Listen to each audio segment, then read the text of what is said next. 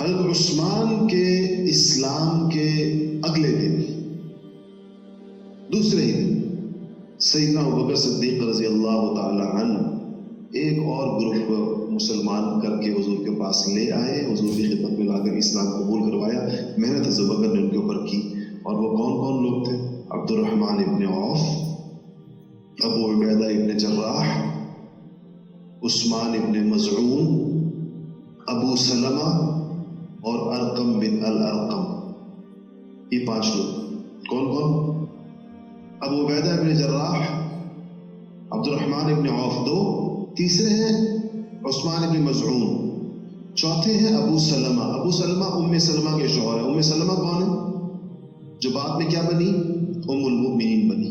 اور 5ویں ہیں ارقم ابن ارقم۔ ان کا نام نہیں سنا تو ان کے گھر کا نام تو سنا ہوگا نا، دار ارقم۔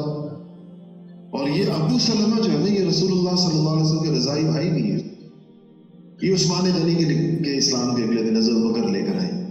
یعنی ان کو یوں سمجھیں کہ یوں نظر آتا ہے، آپ دیکھیں طلحہ بھی کس کے پاس آئے؟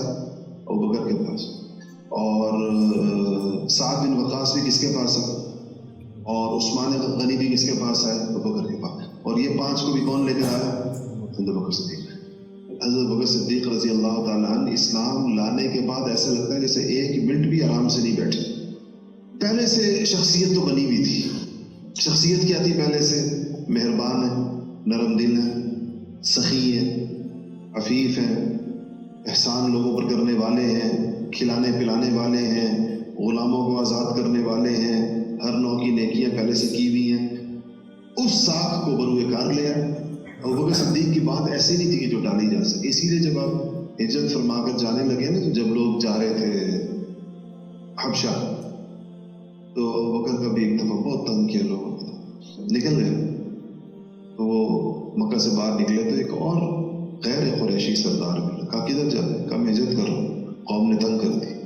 انہوں نے کہا کہ اس معاشرے میں کیا خیر باقی رہ جائے گی جس معاشرے سے ابوبکر جیسے لوگ چلے جائیں؟ مسلمان نہیں تھے۔